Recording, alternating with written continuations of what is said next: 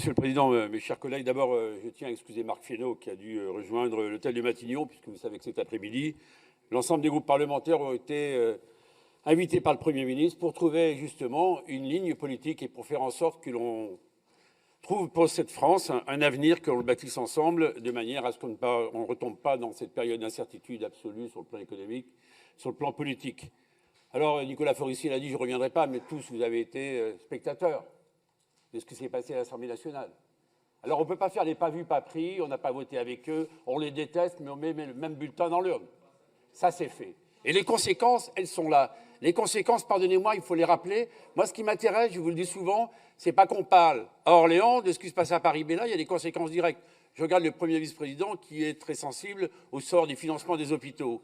Eh bien, c'était 7 milliards d'euros qui étaient prévus pour financer les hôpitaux, qui est très sensible à l'avenir de nos EHPAD, n'est-ce pas, monsieur le Premier vice-président? 4 milliards d'euros. Est-ce que les mêmes arbitrages seront présents fin février, début mars, lorsque nous aurons un nouveau budget? Je le souhaite. Pour les agriculteurs, vous avez vu tout à l'heure, nous avons reçu d'ailleurs, quelque part, l'Assemblée régionale devient un peu l'Assemblée nationale, puisqu'on démarre nos travaux avec quelques heures de retard. Alors, ce serait bien que d'ici la prochaine session, on puisse, et Monsieur le Président, nous avons pris l'engagement, notamment avec Nicolas Forissier et mes autres collègues, s'il y a des blocages côté État, nous assumerons, mais qu'on n'ait pas uniquement ces rencontres et ce dialogue au moment où nous avons ces sessions.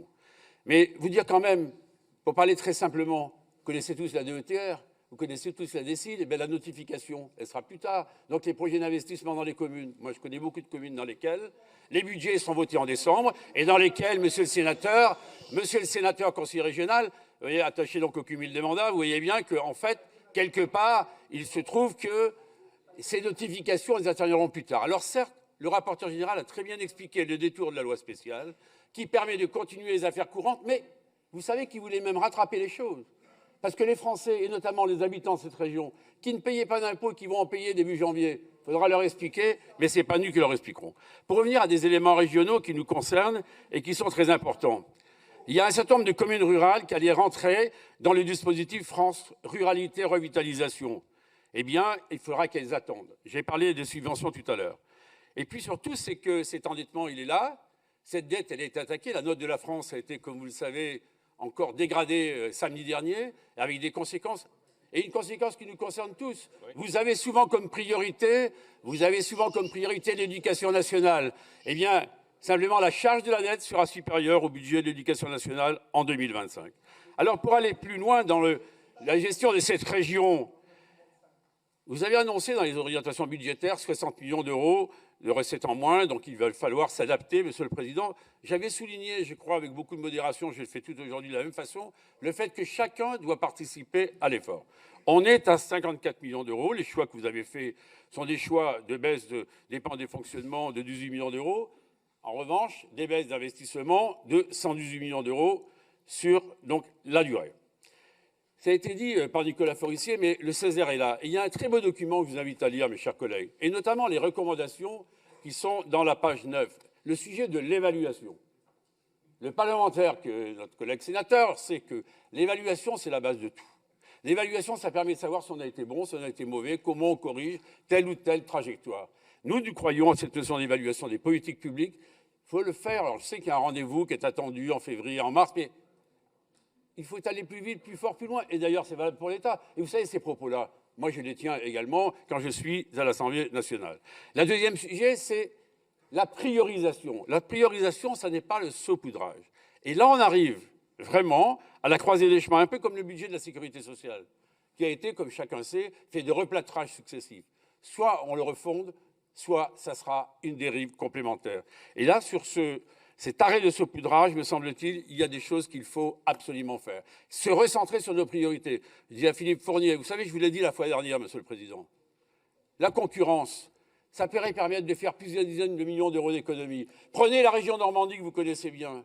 Il y a une étoile ferroviaire de Normandie qui va permettre une offre avec un autre transporteur. Ça sera plus de kilomètres parcourus avec la même tarification. Il faut aller plus vite parce que là, vous avez des dizaines de millions d'euros que vous n'allez pas chercher et ces dizaines de millions d'euros, on court après.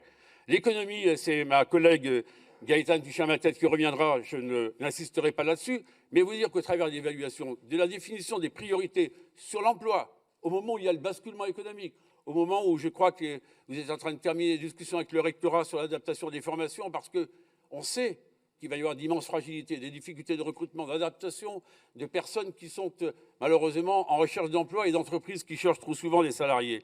Adaptons-nous. L'affaire du logement, pour ne pas être trop long encore, parce que ça, c'est une des priorités. La France, cette année, en matière d'automobile et de logement, va retrouver des capacités qu'elle avait il y a 40 ans. En fait, nous sommes totalement en échec. Donc, soyons mobilisés sur nos compétences régionales, que sont la mobilité, que sont le développement économique. Les formations sanitaires et sociales, en revanche, vous faites un effort, je le souligne, 6 millions d'euros dans votre budget, c'est bien de le faire. J'en suis très heureux. Ce CHU que nous avons tous porté, j'ai des collègues comme Florent Bestillo qui sont là et qui le savent. Et enfin, mes chers collègues, pour terminer, parce que nos ratios ne sont pas très bons. J'ai fait un petit travail de benchmark, parce qu'il faut savoir un peu ce qui se passe chez les autres. Même si comparaison n'est pas raison.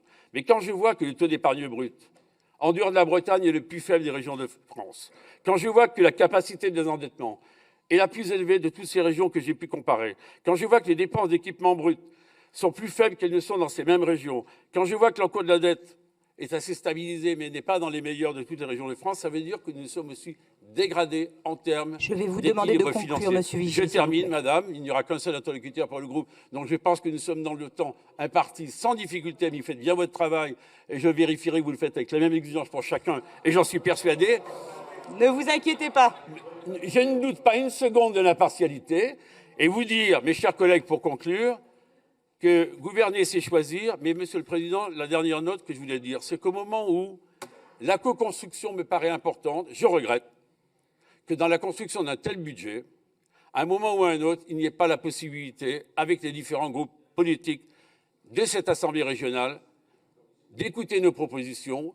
Après, vous avez la majorité. Après, vous choisissez. C'est normal. Vous en avez la légitimité. Mais ce que nous essayons de faire à Paris, faisons-le localement. Merci.